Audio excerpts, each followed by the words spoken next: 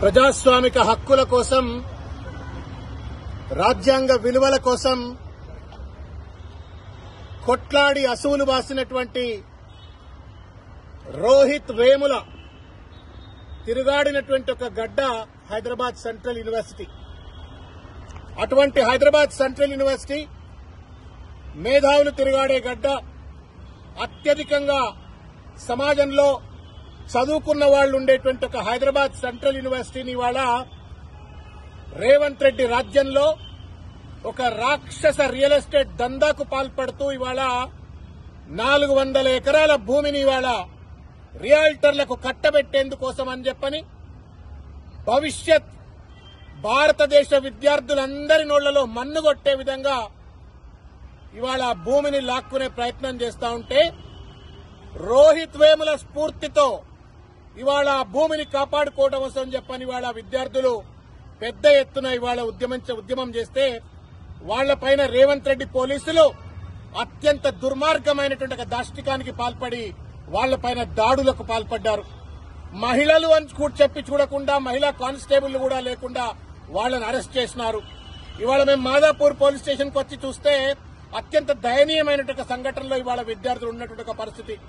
వాళ్ళ కనీసం first aid చేయలేదు, పొద్దున్న నుంచి తినడానికి తిండి కూడా ఇవ్వలేదు.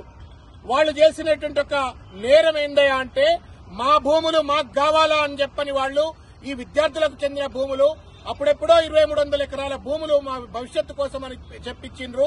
మీ రియల్ ఎస్టేట్ దందా కోసం కాదు రేవంత్ రెడ్డి, మా భూములు మాకు కావాలా అంటే పోలీసుల పదగట్టాల కింద ఇవాళ ప్రజాస్వామిక హక్కును, విద్యార్థుల హక్కులను, విద్యార్థుల భవిష్యత్తును కాలరాసే విధంగా అరెస్ట్ చేసి వాళ్ళని ఇవాళ నానా హింసలకు పాల్పడే ప్రయత్నం చేస్తా ఉన్నారు.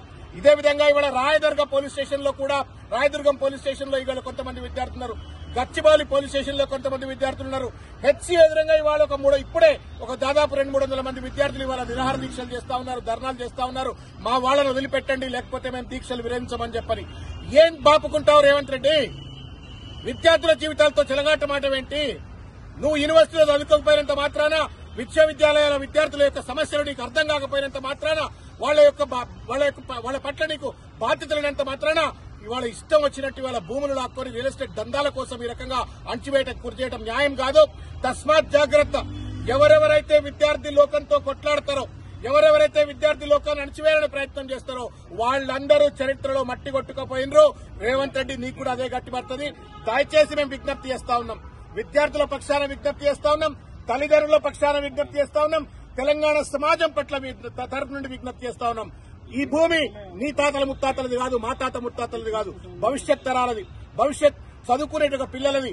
అక్కడ ఫ్లోరా ఉంది, ఫౌనా ఉంది, తర్వాత అద్భుతమైన అటవీ ప్రాంతం ఉన్నది, రేర్ స్పీసెస్ ఉన్నాయి, రాళ్లు ఉన్నాయి, రప్పలున్నాయి. వీటన్నిటినీ కాదని పర్యావరణాన్ని విధ్వంసం చేసే విధంగా భూములను రియల్ ఎస్టేట్ దందాల కోసం నువ్వు పాల్పడతా ఉంటే చూస్తూ ఊరుకునే పరిస్థితి లేదు. మేము వెంటనే పోలీసు వారికి కూడా విజ్ఞప్తి చేస్తా ఉన్నాం, చేతులెత్తి నమస్కారం చేసి. ఆ పిల్లలంతా పోస్ట్ గ్రాడ్యుయేట్ స్టూడెంట్లు, ఎంఫిల్, పీహెచ్డీలు చదువుకున్నటువంటి వాళ్లు, దేశంలో నలుమూల ప్రాంతాల నుంచి వచ్చినటువంటి వాళ్లు, అంతంత హై క్వాలిఫైడ్ విద్యార్థులను పోలీస్ స్టేషన్లో కింద కూర్చోబెట్టడము, వాళ్ల పట్ల దాష్టికంగా వ్యవహరించడము న్యాయం కాదు. వెంటనే వారిని వదిలిపెట్టండి. వాళ్ల హక్కు న్యాయబద్దమైనటువంటిది, రాజ్యాంగబద్దమైనటువంటిది. కాబట్టి దయచేసి మీరు రేవంత్ రెడ్డి మాయలో పడి ప్రజాస్వామిక హక్కులను పోలీసు వాళ్లు కూడా కాలరాయొద్దు అని చెప్పని విజ్ఞప్తి చేస్తా ఉన్నాం.